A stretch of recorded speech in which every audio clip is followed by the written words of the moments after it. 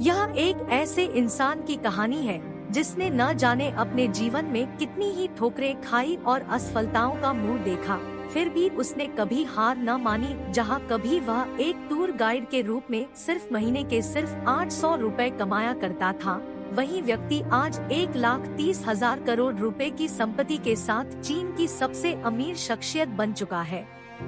एक रंग से राजा बनने की ये कहानी किसी और की नहीं बल्कि ई-कॉमर्स कंपनी Alibaba.com के संस्थापक जैक मा की है।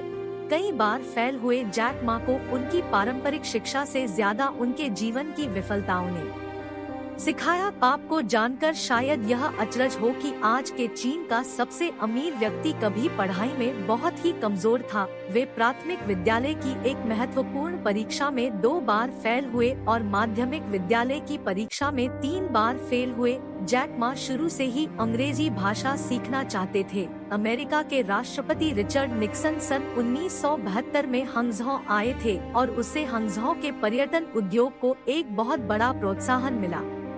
उसके बाद स्कूल के दिनों में ही जैक एक टूर गाइड के रूप में काम करने लगे ताकि वे कुछ पैसे कमाने के साथ साथ अंग्रेजी भी सीख सके। वो पहला मौका था जब जैक टूर गाइड के रूप में बाहरी दुनिया के लोगों के संपर्क में आए। स्कूल के बाद जैक ने कॉलेज के लिए आवेदन किया, लेकिन कॉलेज की प्रवेश परीक्षा में वे 3 बार फेल हुए। उन्होंने हार्वर्ड विश्वविद्यालय प्रवेश के लिए 10 बार आवेदन किया था, लेकिन एक बार भी वे सफल नहीं हुए। पर आखिर में उन्हें हंगझौ के टीचर इंस्टीट्यूट में दाखिला मिल गया, जहां से सन 1988 में उन्होंने अंग्रेजी भाषा में स्नातक किया। शायद आपको लगे कि इतनी बड़ी कंपनी के संस्थापक के लिए गणित तो बहुत ही आसान विषय होगी, पर वास्तविकता इससे कोसों दूर है।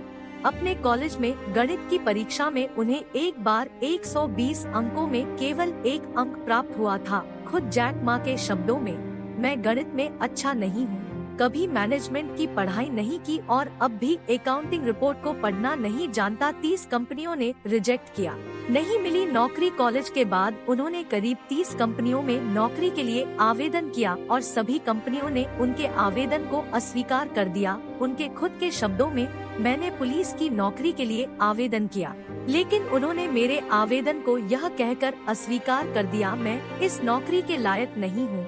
जब हमारे शहर में KFC कंपनी ने अपना स्टोर खोला तो मैंने KFC में जॉब के लिए आवेदन किया। कुल 24 लोगों ने KFC में जॉब के लिए आवेदन किया था, जिसमें से 23 लोगों का आवेदन स्वीकार हो गया, सिवाय मेरे। आखिरकार उन्हें 800 रुपए प्रति माह पर एक शिक्षक की नौकरी मिली, जहां वे विद्यार्थियों के बीच काफी मशहूर हुए। बाद में जब उन्होंने एक अनुवादक ट्रांसलेटर के रूप में कार्य करना शुरू किया, तब एक बार उन्हें अमेरिका जाने का मौका मिला। वहीं पहली बार सन 1995 में वे इंटरनेट की दुनिया से रूबरू हुए। इंटरनेट की दुनिया में पहला कदम इंटरनेट को जानने के बाद सबसे पहले उन्होंने चीन के बियर की जानकारी देने वाली एक नई वेबसाइट बनाई, जिसका नाम उन्होंने चाइना पेज रखा।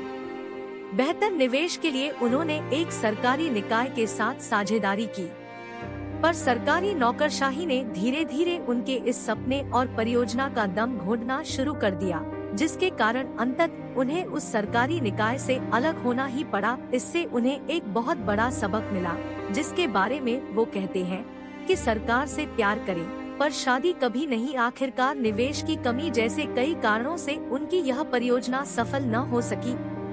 अलीबाबा की शुरुआत और सफलता। चाइना पेज की असफलता के बाद उन्होंने एक बिल्कुल ही नए विचार पर काम करने की सोची, और वह विचार था एक ऐसे वेबसाइट की स्थापना करना जो अलग अलग व्यवसायों के बाजारों के लिए एक खास पोर्टल प्रदान करे और जहां दुनिया के विभिन्न जगहों के निर्यातक अपने उत्पादों की एक विस्तृत सूची पेश कर सके। जैक मा ने इस वेबसाइट का नाम अलीबाबा रखा। पहले अलीबाबा में निवेश के लिए जैक मा ने सिलिकॉन वैली की ओर रुख किया, जहां उन्हें सिर्फ निराशा ही हाथ लगी, यहाँ तक कि सिलिकॉन वैली में कईयों ने तो उनकी इस परियोजना को एक असफल और घाटे वाला बिजनेस मॉडल करार दिया। पर उन्होंने अपने इस सपने को टूटने नहीं दिया और जल्दी ही वो वक्त भी आया जब 2 बड़ी कंपनियों गोल्डमैन सैक्स और सॉफ्टबैंक ने Alibaba.com में कुल $25 मिलियन का निवेश किया। इतने पर भी Alibaba से कोई लाभ न होता देख जैक मा और उनकी टीम ने 2003 में Taobao.com नाम से एक ऑक्शन वेबसाइट,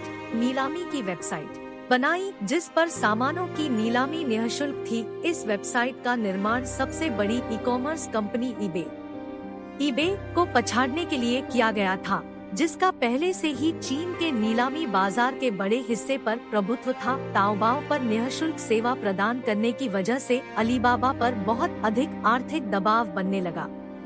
इस दबाव को कम करने के लिए मा और उसकी टीम कई अतिरिक्त वैल्यू एडेड सेवाएं उपलब्ध कराने लगी, जैसे कस्टम वेब पेजेस। 5 वर्षों में ही ईबे को चीन के बाजार से अपने कदम पीछे खींचने पड़े, खुद से कहीं ज्यादा बड़े प्रतिद्वंदी से भिड़ने में। तो जैसे जैक मा को एक अलग ही आनंद प्राप्त होता था ईबे से अपनी इस लड़ाई के बारे में जैक मा कहते हैं, अगर ईबे समंदर का शार्क है तो हम अलीबाबा और ताओबाओ यांगजी नदी के मगरमच्छ हैं।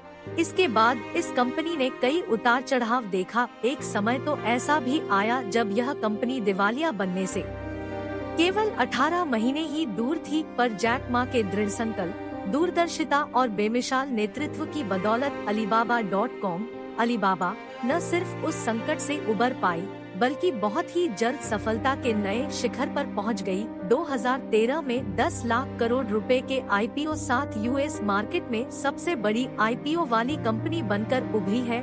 खुद जैक मा की संपत्ति $23 बिलियन से भी अधिक आंकी गई है।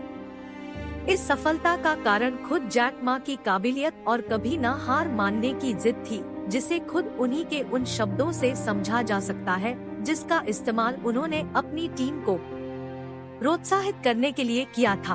दोस्तों, ऐसी कहानी सुनने के लिए हमारे चैनल को लाइक करें, शेयर करें, सब्सक्राइब करें। Thank you so much.